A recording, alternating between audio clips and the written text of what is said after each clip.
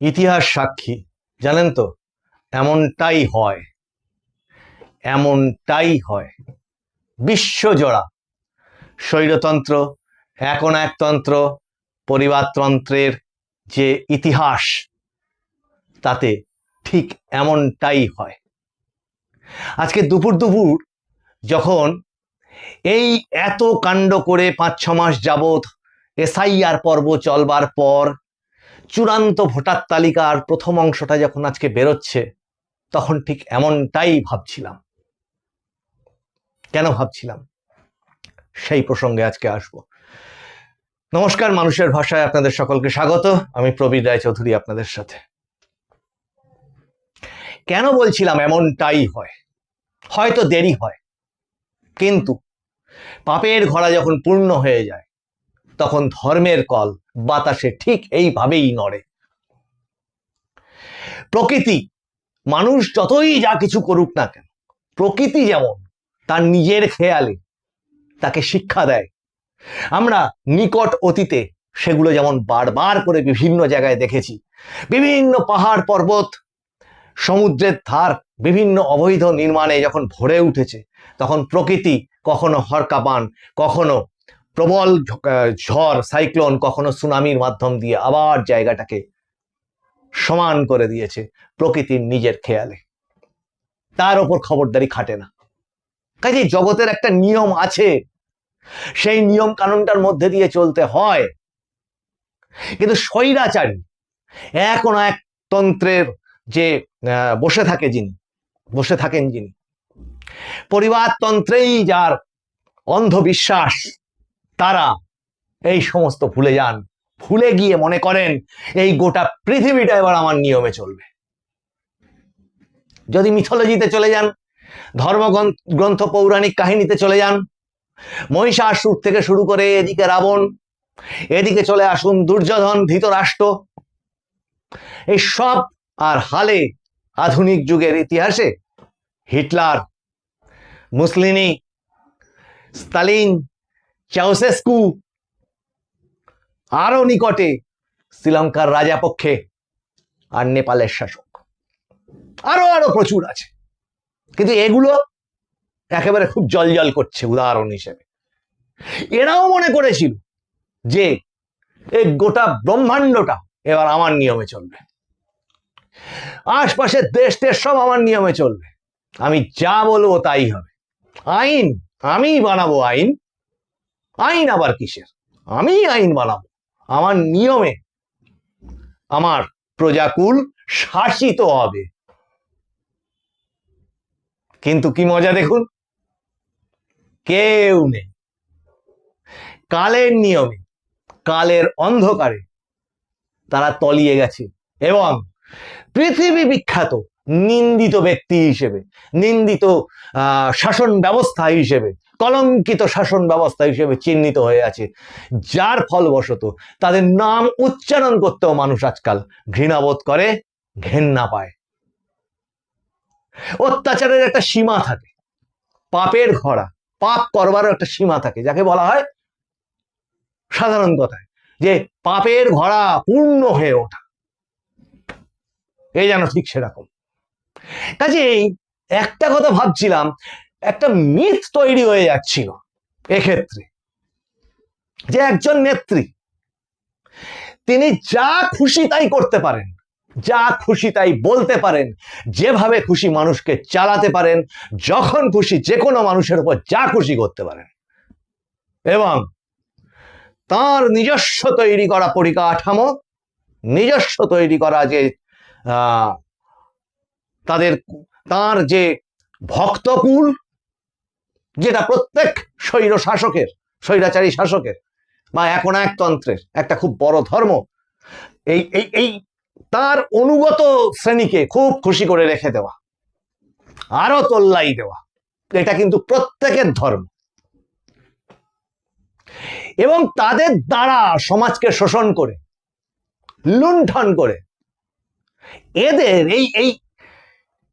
এই তোষামতকারীদের ফুলে ফেপে ওঠা, সঙ্গে নিজে নিজে পরিবারও ফুলে ফেপে ওঠা, এবারে কমন চিত্র। যারা ইতিহাস নিয়ে নাড়াচাড়া করেন, ভালোবাসেন, তারা একদম জেরক্স কপি দেখতে পাবেন এক্ষেত্রেও। তা একটা মিথ তৈরি হয়ে যাচ্ছিল, যেটা আর বোধহয় মানুষের সহ্যের বাইরে চলে যাচ্ছিল। সেটা কি? একজন নেত্রী, তিনি যা খুশি তাই করবেন, এবং সেখানে গিয়ে তদন্তকারী এজেন্সিও কিচ্ছু করতে পারবে না। সেখানে গিয়ে এমনকি আদালতও সেখানে কিছু করে উঠতে পারছে না, এতটাই নিখুঁতভাবে সেই কাজগুলো করা। এই নেক্সট একটা এপিসোড আনছি, কিন্তু আজকে তার সামান্য একটা অংশ আপনাদেরকে বলি। দ্য পারফেক্ট ক্রাইম, তার মানে প্রচুর দৃষ্টান্ত আছে পৃথিবীতে। What is perfect crime? নিখুঁত অপরাধ। সেটা কিরকম? যে অপরাধ করলো, মানে এত নিখুঁত ভাবে করলো, তার অস্তিত্বটাই ধরা পড়লো। অনেকগুলো এর চরিত্র আছে। আবার তার তথ্য প্রমাণকে এমন ভাবে নিখুঁত ভাবে পরিকল্পনা করে করলো যে আইনে সেটাকে প্রতিষ্ঠা করা গেল না প্রমাণ হিসেবে। আবার তাকে যে কেউ ধরবে, সেই তথ্য প্রমাণ যদি থেকেও থাকে, সেই তথ্য প্রমাণকে বিনষ্ট করে এমন একটা রূপ দিল সেই ক্রাইমটা, যেটাকে মনে হয় আদপে হয়তো হত্যা, কিন্তু দেখে মনে হবে সেটা আত্মহত্যা বা অ্যাক্সিডেন্ট। এটা হচ্ছে পারফেক্ট ক্রাইম নিয়ে যারা রিসার্চ করেছেন বা জানেন, অনেকগুলি ঘটনা আছে। তেমনি এই নিয়ে অনেক সাহিত্য উপন্যাসও আছে। প্রায় সেই রকম একটা শিল্পের পর্যায়ে চলে যাচ্ছিল। এবার আদালত তো তথ্য প্রমাণ চায়, আদালত, আইন, তার বিচার হবে তো তথ্য প্রমাণের ওপরে। তদন্তকারী সংস্থা তদন্তও করবে, কিন্তু সেই তথ্য প্রমাণগুলোকে কালেক্ট করবার জন্য করে সেটাকে কোর্টে সাবমিট করবে। হয় সেই তদন্ত বিলম্বিত ভাবে প্রয়োগ করা হয়, অথবা সেই তদন্ত কিভাবে আটকে দেওয়া যায় তার জন্য বারবার করে কোর্টে গিয়ে তদন্ত যখন শুরু হলো, দেখা গেল ততক্ষণে সমস্ত তথ্য প্রমাণ যেখানে যেখানে পুকুরের জলে, নালায়, বাগানের মাটির তলায়, খাটের তলায়, সব সেটিং হয়ে গেল, সরে গেল। তদন্তকারী সংস্থা যখন গিয়ে পৌঁছলো ক্রাইম সিনে, সেখানে গিয়ে তারা সেই মিসিং লিঙ্কগুলোকে আর এক জায়গায় করেই উঠতে পারছেন না এরকম পরিস্থিতি তৈরি হলো, এবং জনমানুষে ক্ষোভ তৈরি হলো, এবং একটা কনসেপ্ট তৈরি হয়ে গেল, সেটিং। অ্যাকচুয়ালি ওই তথ্য প্রমাণগুলোকে নিয়ে তো আদালতে হাজির করতে হবে, তার সেই এভিডেন্সের উপর ভিত্তি করে তো তদন্ত প্রক্রিয়া এগোবে, মানে অভিযুক্ত দোষী প্রমাণিত হবে অথবা ছাড়া পাবে। এটা প্রায় শিল্পের পর্যায়ে পৌঁছে গেছিল, এবং মানুষ আর ধৈর্য ধরতে পারছিল না। আর কতবার হবে? কারণ শাসক, যে শাসন ক্ষমতার অন্তর্গত যে প্রশাসনিক যে যন্ত্রগুলো, সমস্তটাই তার। কাজেই যদি সেখানে কোনো রকম অপরাধ ঘটে, কোনো কেলেঙ্কারি ঘটে, যাকে বলে স্ক্যাম, সেটা আর্থিক দুর্নীতি হোক, অন্যান্য কিছু হোক, তাকে এত সুনিপুণ ভাবে করা এবং পুরো তার উপরে একটা প্রশাসনিক বর্ম দিয়ে রেখে দেওয়া, যার ফলবশত সেটা যখন ফুটে ফুটে বেরোয়, এবং তারপরে হাইকোর্ট এটা সেটা হয়ে যখন কোনো একটি কেন্দ্রীয় সংস্থার তদন্তের অর্ডার হয়, এবং তারা যখন সেটা তদন্তটাকে টেক ওভার করে, তথ্য প্রমাণের প্রায় 50 থেকে 70% তখন পুকুরের জলে, ফোন যেমন ফেলে দেওয়া হয় ওই রকম পুকুরের জলের পাঁকের মধ্যে চলে যায়। কত তথ্য প্রমাণ যে সমস্ত নার্সারি গড়ে ওঠে হঠাৎ রাস্তার ধারে, বাগানের মধ্যে, ওই নার্সারি গাছের গোড়ার মধ্যে পোঁতা হয়ে যায়। কত তথ্য প্রমাণ আগুন লাগিয়ে ছাই হয়ে যায়। ঠিক যেমন অনেক ওএমআর শিট খুঁজে পাওয়া যায় না, পুড়িয়ে দেওয়া হয়, বিনষ্ট করে দেওয়া হয়। ঠিক যেমন তদন্ত শুরু হওয়ার আগেই ক্রাইম সিনকে, কোন একটি হসপিটালের ক্রাইম সিনকে রিপেয়ারের নাম করে ভেঙে চুরে তছনছ করে দেওয়া হয়। তাহলে তদন্তটা হবে কোথার থেকে?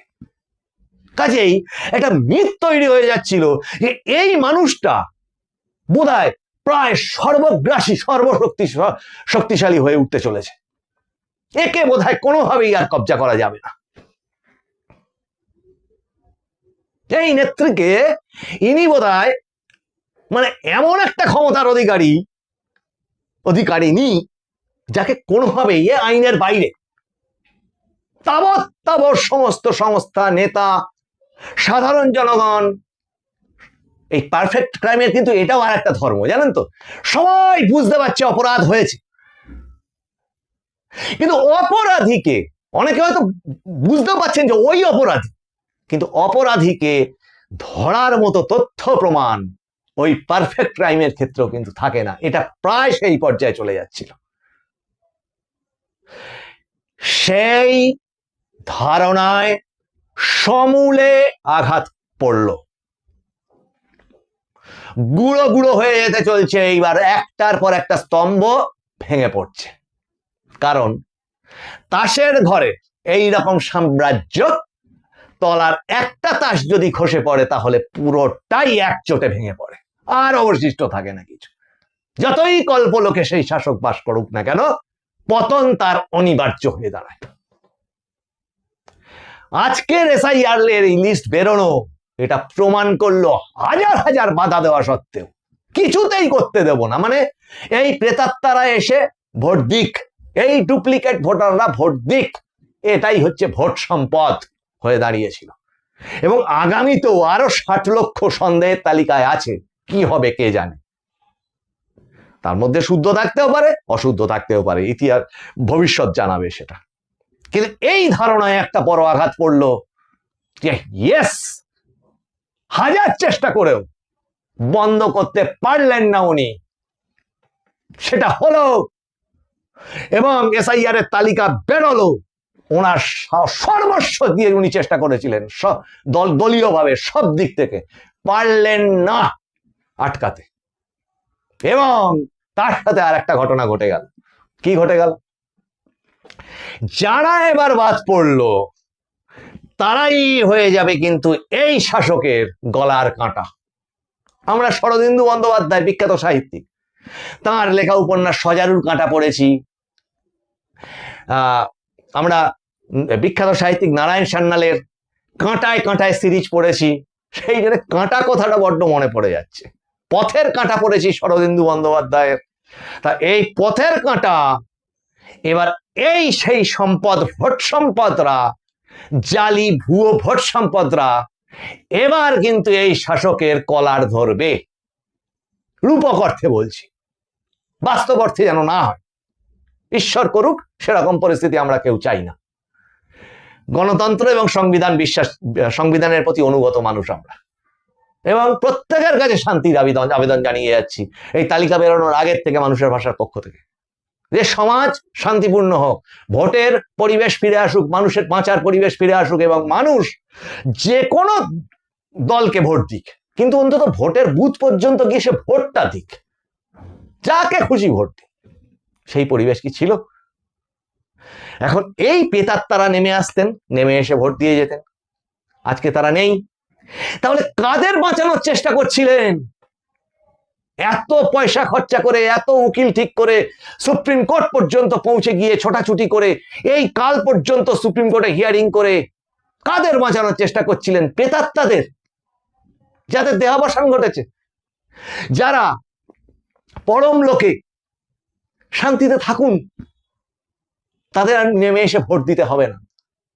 যে ভোটারদের অস্তিত্ব নেই, তারা এক কাল্পনিক অস্তিত্ব ধারণ করে বুথে এসে তাদের আর ভোট দিতে হবে না। যারা ডুপ্লিকেট ভোটার, পশ্চিমবঙ্গেও আছেন, মুম্বাইতেও আছেন, দিল্লিতেও আছেন, বিহারেও আছেন, তাদের ওই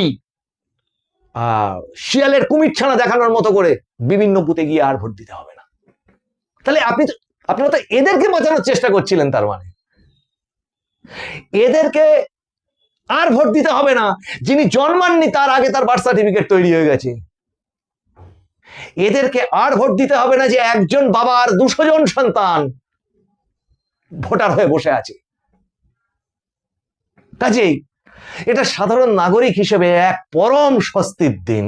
কিন্তু উল্টো দিকে ভাবতে গেলে এরাই কিন্তু হয়ে গেল ওই শাসকের গলার কাঁটা, পথের কাঁটা। এদের নিয়েই এই শাসক ক্ষমতায় এতদিন টিকে ছিল এবং এদের নিয়েই ভোট যন্ত্রটা, প্রশাসন যন্ত্রটা পরিচালনা করতেন। কাজেই প্রথম মিথ যেটা ভাঙলো, যেটা সবচেয়ে বড় বিষয়, যে উনি সর্বশক্তিমান নন। বিচার, দেশের আইন, দেশের সংবিধান, সে এই মুহূর্তে ভারতবর্ষের শেষ কথা। এটা একটা আলাদা রাষ্ট্র নয় যেটা ওনার তৈরি আইনে চলে। এই মিথটা আজকে ভেঙে ছারখার হয়ে গেল এবং এটা সূচনা করলো আগামী দিনে পুরোপুরি ক্ষমতা থেকে সরে যাওয়ার একটা শুভ সূচনা বলা যায়। পাপের ঘড়া পূর্ণ হয়ে গেলে এমনটাই হয়, জানেন, এমনটাই হয়। মানুষের ভাষার এই এপিসোডে এই পর্যন্ত। আপনাদের এপিসোডগুলো কেমন লাগছে জানাবেন। কারোর প্রতি কোনো ব্যক্তি কুৎসা করা আমাদের উদ্দেশ্য না। সমাজ পরিচ্ছন্ন হোক এবং সমালোচনা করবার অধিকার গণমাধ্যমের অধিকার। মত বিপক্ষ মত দুটোই মানুষের ভাষা স্বাগত জানায়। আপনাদের চ্যানেল ভালো লাগলে লাইক, শেয়ার, কমেন্ট করবেন, সাবস্ক্রাইব করবেন, নোটিফিকেশন অন করে রাখবেন যাতে প্রত্যেকটি এপিসোডের নোটিফিকেশন আপনারা পান আপনাদের ফোনে। এবং আপনারা নজর রাখুন মানুষের ভাষার পর্দায়। তেমনি আপনারা নজর রাখুন আমাদের অনলাইন সংবাদ মাধ্যম www.মানুষেরভাষা.com এ। গুগলে মানুষের ভাষা টাইপ করলে আপনারা পেয়ে যাবেন। ডেইলি হ্যান্ড অ্যাপে মানুষের ভাষা টাইপ করলে পেয়ে যাবেন আমাদের এই সংবাদ মাধ্যম, যেখানে দেশ বিদেশের বিভিন্ন রকম খবর, সাহিত্য, সংস্কৃতি, বিনোদন সব একত্রে। আপনাদের সঙ্গে আবার দেখা হচ্ছে সামনের এপিসোডে। আপনারা নজর রাখুন মানুষের ভাষার পর্দায়। মানুষের ভাষা মানুষের মনের কথা বলে। ততক্ষণ পর্যন্ত বিদায় নিচ্ছি। নমস্কার।